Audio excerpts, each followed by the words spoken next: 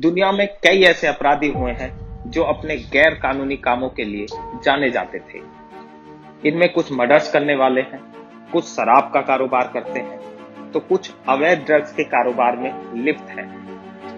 अवैध ड्रग्स का कारोबार इतना पुराना और बड़ा है जिसका अंदाजा भी नहीं लगाया जा सकता। ऐसे कई ड्रग्स माफिया हैं जिन पर पूरी दुनिया में ड्रग्स बिजनेस चलाने के आरोप लगे हैं। लेकिन आज हम आपको दुनिया के मशहूर ड्रग्स माफिया की कहानी बताएंगे, जिसने बिजनेस में दिक्कत करने वाले हजारों लोगों को मौत के घाट उतार दिया था। वहीं इस माफिया के पास इतने पैसे थे कि हर साल या तो इनमें दीमक लग जाती थी या चूहे उतर जाते थे। दरअसल ये ड्रग्स माफिया कोई और नहीं बल्कि पैब्लो एमिलियो एस्कोबार है।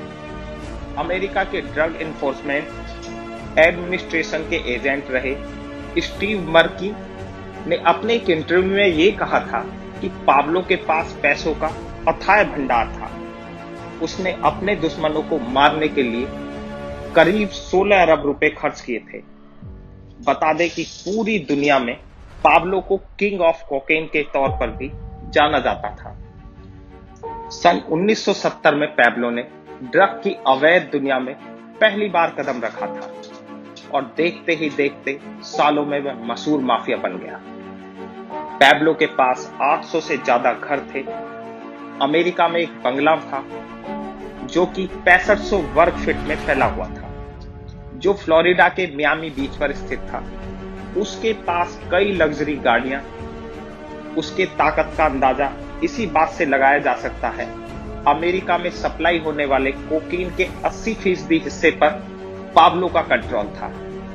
कोकेन से उसकी कमाई इतनी अधिक थी कि फोर्ब्स मैगजीन ने उसे दुनिया के 10 सबसे धनवान लोगों में शामिल किया था। पैब्लो को लेकर कई किस्से भी मशहूर थे, जैसे उसने सिर्फ कोलंबिया की राजनीति में आने के लिए 750 अरब रुपए का राष्ट्रीय कर्ज चुकाने की बात रखी थी। वहीं ऐसा कहा जाता है कि पैब्लो का सफर करते वक्त उसको ठंड लगी तो उसने 15 करोड़ के नोटों की गड्डियां जला दी थी। कोलंबिया के सरकारी कर्मचारियों के प्रति पाब्लो ने केवल एक ही उसूल अपना रखा था, या तो रिश्वत लो या फिर गोली खाओ। ऐसे में उसने कई लोगों को मौत के घाट उतारा। लेकिन जहां एक और पैब्लो कोलंबिया और अमेरिका के लिए दुश्मन था, वहीं गरीबों के लिए वह एक नायक था। पैब्लो सामाजिक काम के तहत गरीबों में हमेशा पैसे बांटता था। ऐसा कहा जाता है कि पाब्लो एस्कोबार के पास इतना पैसा था कि उसे चूहे कुतर देते थे। 2 दिसंबर 1993 को पाब्लो एस्कोबार को कोलंबिया पुलिस ने मार गिराया। पाब्लो ने कोलंबिया में आतंक मचा रखा था।